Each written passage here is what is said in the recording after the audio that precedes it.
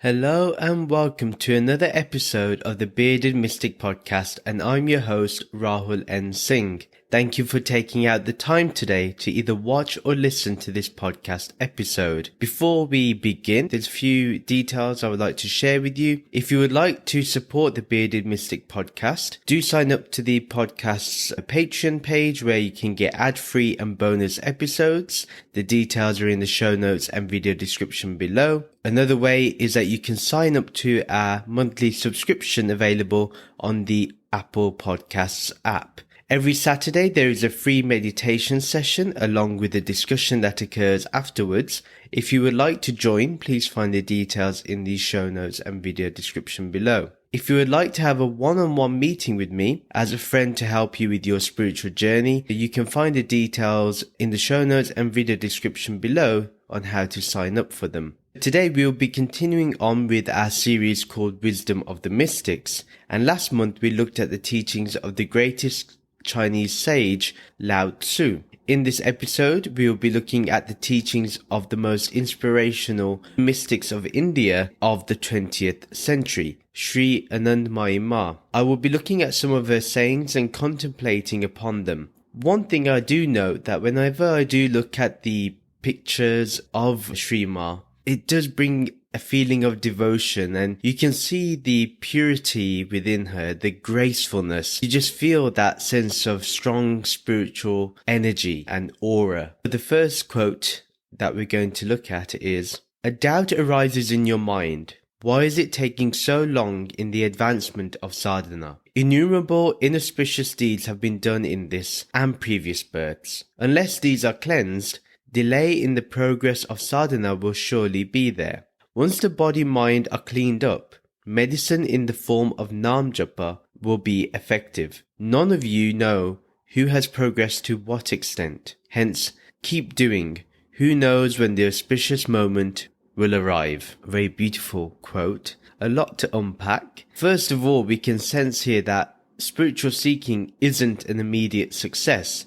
It can be both direct and progressive.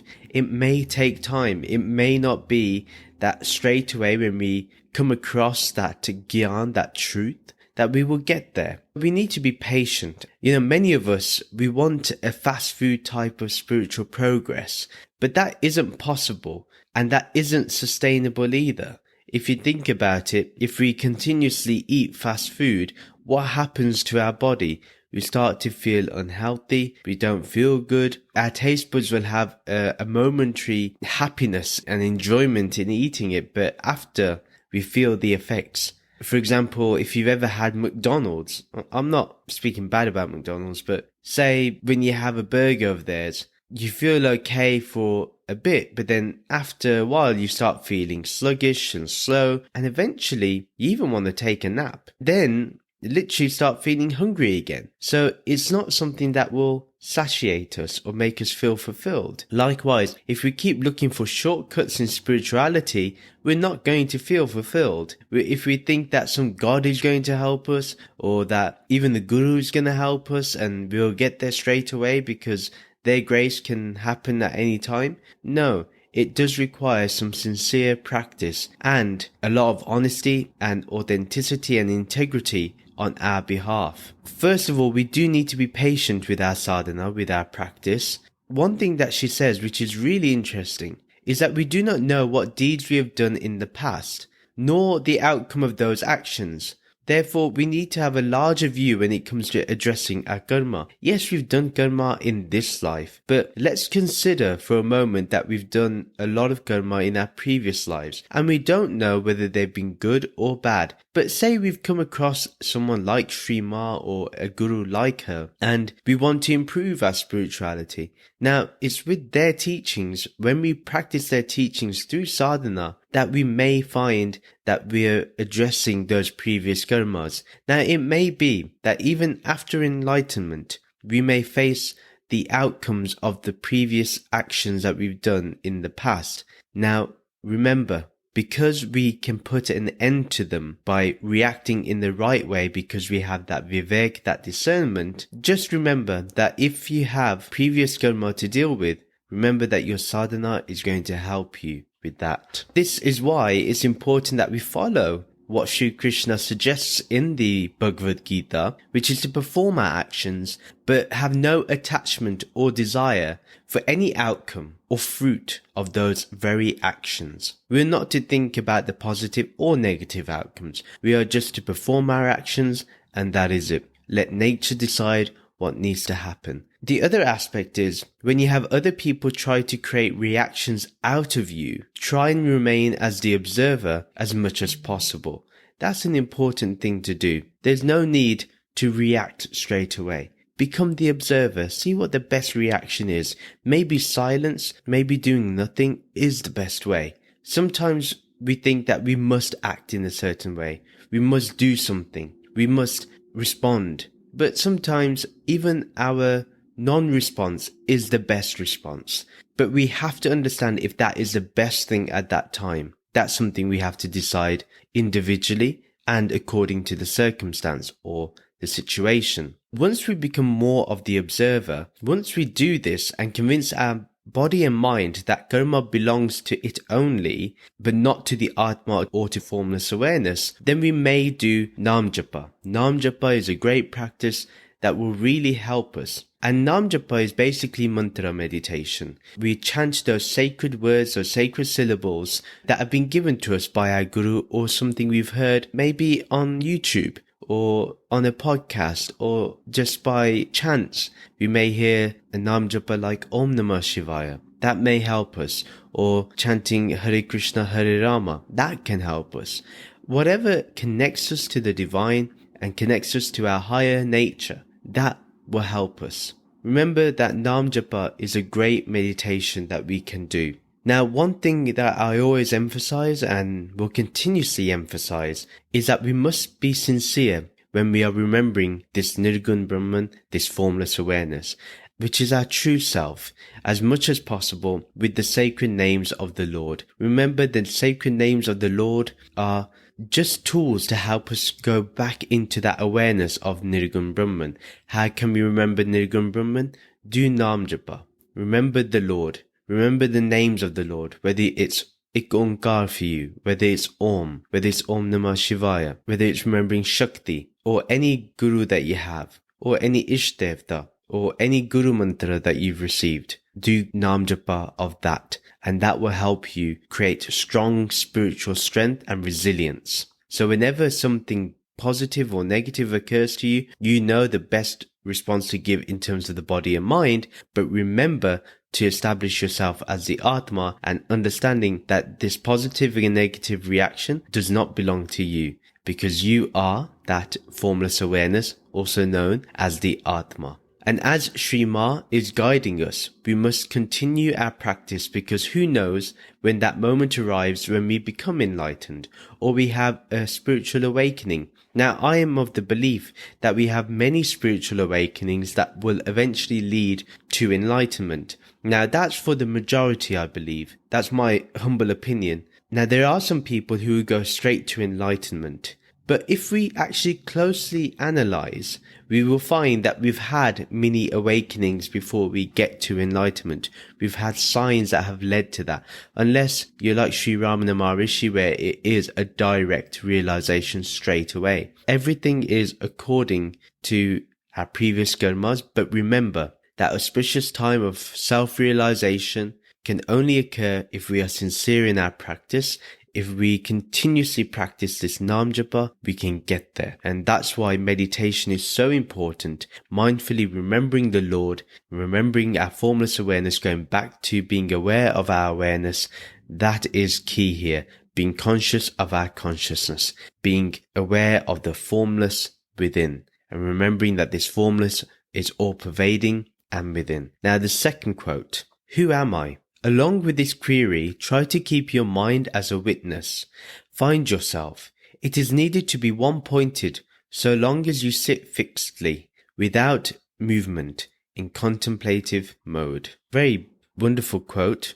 Who am I? This has been an important inquiry that has been part of the spiritual community since the times of the sages of the Upanishads. But more so, it's been relatively made popular with the great teachings and guidance from Sri Ramana Maharishi, But even Swami Vivekananda, even Brahmhamsa Yogananda ji, they have all helped us in understanding this question of who am I, of self-inquiry. And same here, Shree Maa is giving us a great practice with contemplating upon who am I. We need to keep the mind as a witness.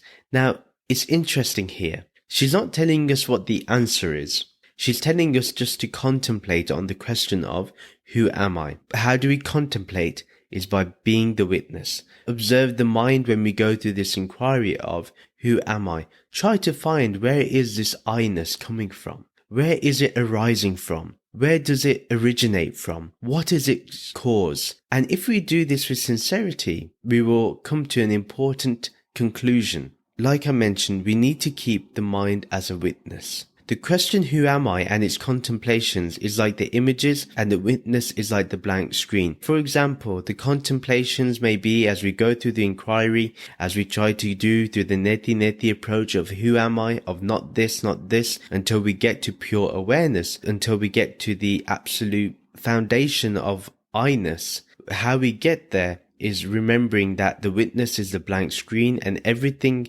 that is a content of that blank screen is the images and contemplations of that question of who am I, of that self-inquiry. The whole point of this practice is not to find some God separate to you or to find that you are nothing at all. A lot of people can start thinking because through neti, through the process of negation of not this, they think that we reach this point of emptiness or nothingness. That's not the case. There is something that we find and it's extremely subtle. Now, what I would say, remain first sincere in finding yourself, and the answer to who you are lies within the witnessing itself. So this observing is most important. We need to be one-pointed and most of all sit comfortably. Be at ease, and the answer will easily be attained as you will be relaxed and can just focus on being the witness to the who am I contemplation. One thing that she mentions is one-pointed. So if for 5 minutes we are to contemplate on this question of who am I, we need to think and focus and be sincere and be firm on this question, who am I?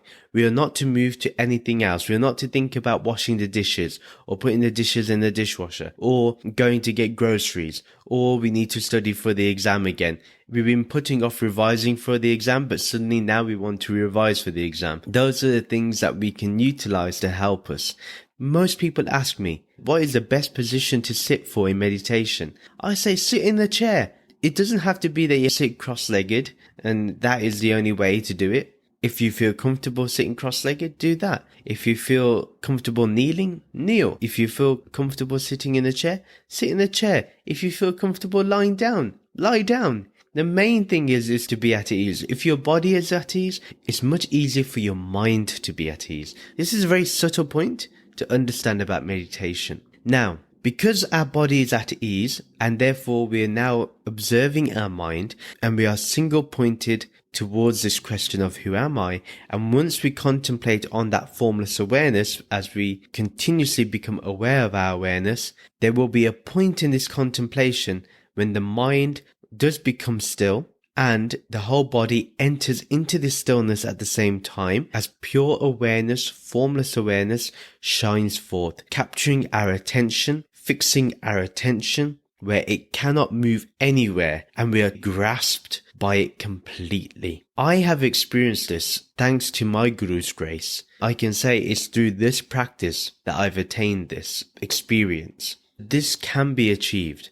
I can guarantee this. And all that happens is you become totally grasped by that formless awareness and it really just captures you and you cannot move anywhere. It's so intoxicating by being centered in it that you do not want to go anywhere. You don't want to travel anywhere else. You don't want to entertain a different thought. You become absolutely timeless in this. It's so beautiful. This can be experienced by you. Every single person has the ability to do this. And don't let anybody tell you you cannot. It doesn't matter what your previous karmas are, we will be dealing with them with the question of who am I. Now think about it. If your karma belongs to your body and mind, who am I will tell you you're not the body and mind. You are this pure awareness. Because you understand that there is this self-awareness that is all-pervading and is your true self. So have faith in this. Let's get to the next quote.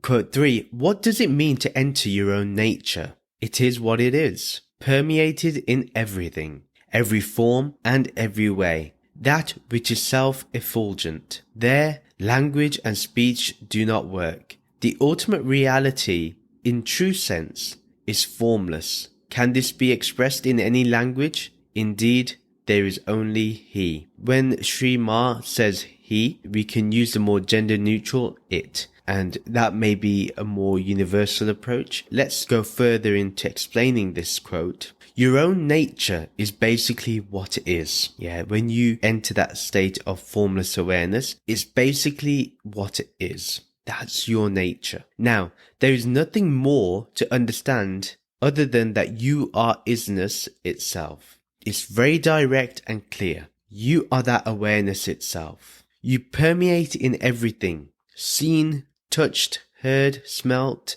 and tasted. You are in it all. Your true nature is self-effulgent because its light projects itself upon itself. Here, Shree Maa says language isn't needed. Remember in the last episode when we looked at the Tao Te Ching? And Lao Tzu said, the Tao that can be told is not the Tao. The Tao that can be named is not the Tao. This is exactly what this quote is also saying. When you enter into the experience of pure awareness, of the ultimate reality, of Nirgun Brahman, that attributeless, formless state, no language is required there. When you become one-pointed in your awareness, you don't need language to express anything. You don't need your emotions to express anything. You just find absolute rest in this. And in this experience, speech is not needed here. It's not required. You don't need to utilize it. Maybe later on you will after the experience, but while you're in there, while you're in that pure awareness, while you're fixed in that pure awareness, you don't need any language. You don't need to speak about it, either externally, outwardly, or inwardly. And great silence descends in this moment. Great silence, this unending silence will descend upon you. This experience occurs when we truly enter into that formless awareness. Something we can emphasize here is how the ultimate reality, this Nirgun Brahman, is basically formless awareness. The reason why we emphasize formless is so we don't make awareness into another thing to grasp onto, or another thing to hold on to, another concept, another idea. We don't want to do that. There's enough concepts, there's enough ideas. We don't need to make the experience of formless awareness into another idea or concept, because it's our direct experience. In an idea or concept, you have to believe in it. You have to have faith in it. With this, you don't. The experience is enough. Entering into that state is enough. Also, this shows us how this formless awareness is beyond space. And in the next quote of Shree Maa is going to go into this. So before we get to the next quote, we need to establish here that there is only this pure formless awareness, or our true nature. There is nothing else. It is only this one. And this is how language can express it if it must, that there is only oneness. There is only this pure formless oneness. Nothing else. No thing else.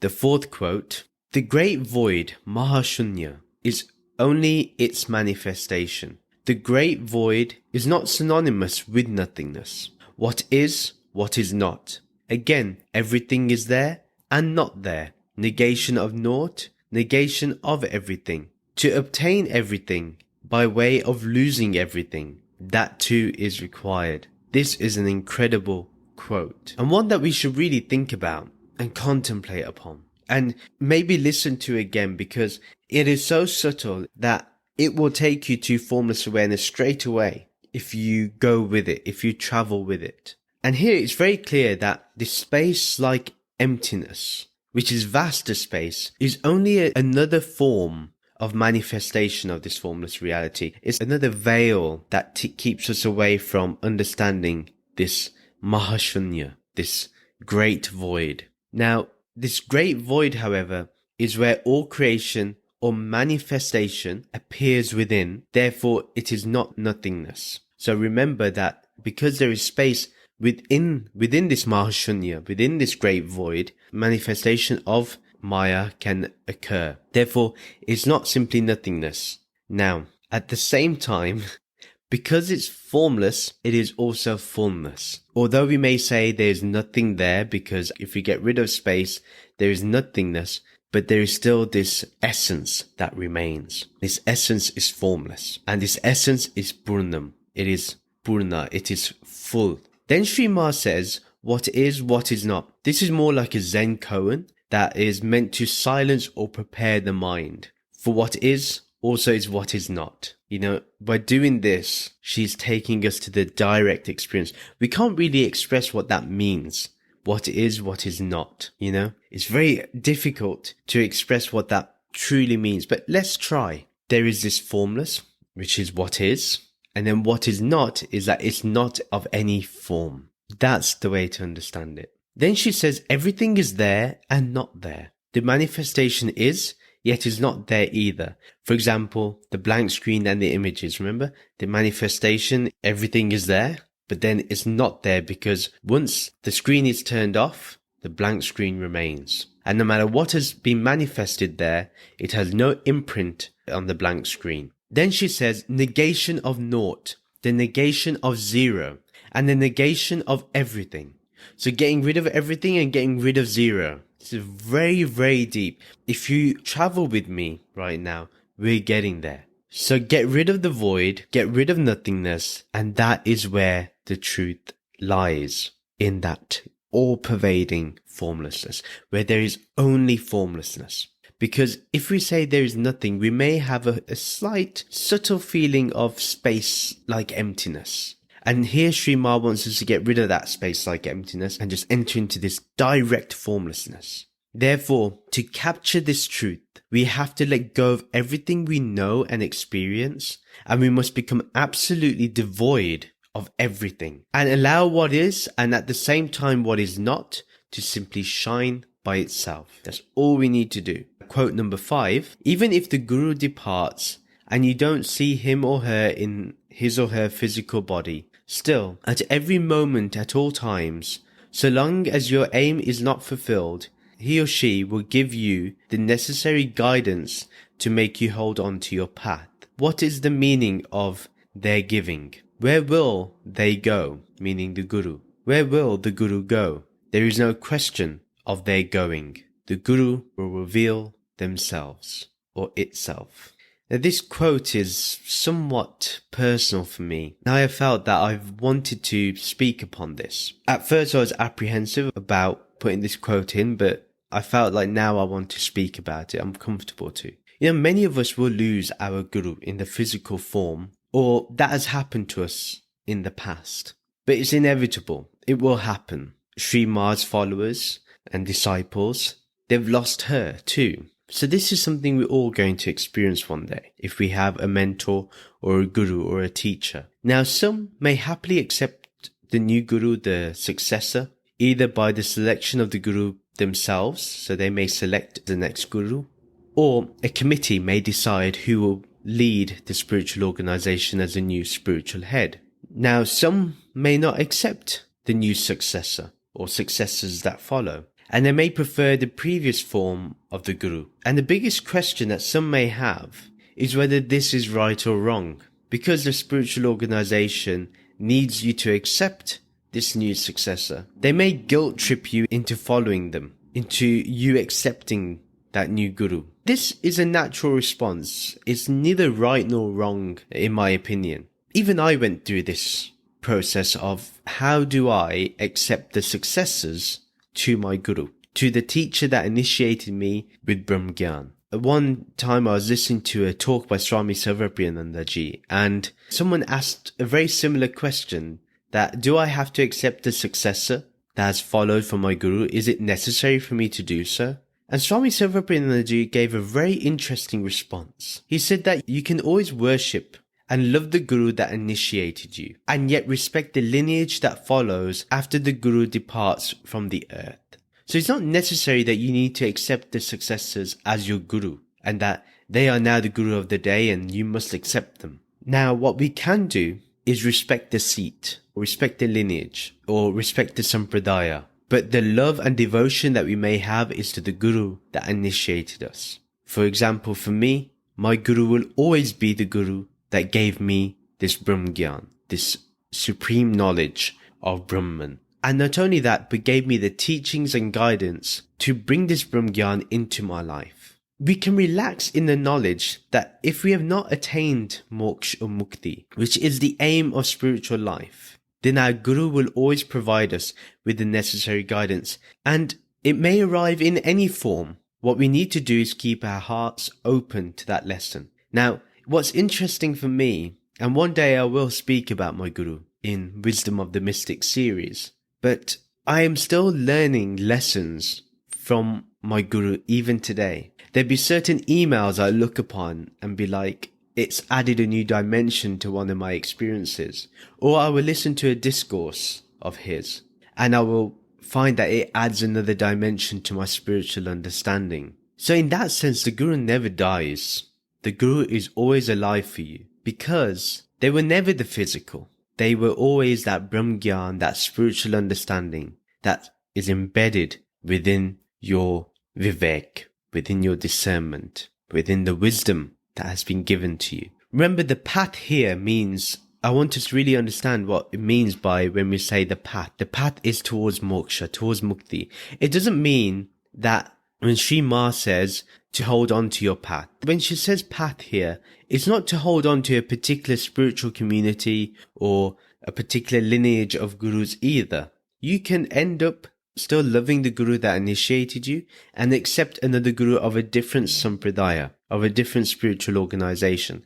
That is also acceptable. That's also allowed, because the main thing is that we need to understand is that for those that have had the guru physically depart, the guru will eventually reappear. Most of all, they will always be shown residing within one's own heart. It's very true, and this is what we call the inner guru, the inner spiritual guide. And in fact, the physical guru will show you this by giving you the Brahm Gyan, by giving you that knowledge of Brahman. We have to turn within. Outward devotion towards the guru is not important. A lot of people do this. Outward expressions of gratitude is not enough if we've not embraced the inner guru, the inner wisdom, the Brahm Gyan that is residing within our heart and mind. When we start relating to the Brahm Gyan, then our guru becomes eternal, beyond form, beyond name, beyond shape, beyond any idea or concept.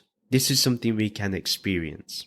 The moment you surrender to your guru, then everything of you belongs to the guru. In return, the guru gives you the teachings, the initiation, and that is all you ever need, this Brahm Gyan. That becomes your home. That is now your shelter. One thing that I always emphasize is that, and I'll express it here, that when I surrendered to my guru, I surrendered that my material life should be looked after whilst I concentrate on my spiritual life. It's really important that the wisdom of the guru becomes your shelter, becomes your home. One thing I will also express here, because my view may be a little controversial for some may not like what I've said, some may find it to be blasphemous, but we have to be real in today's day and age. There is no one person who is just teaching this truth. If we think so, we are just deluding ourselves, and we may be stopping ourselves from learning from somebody that can actually help us.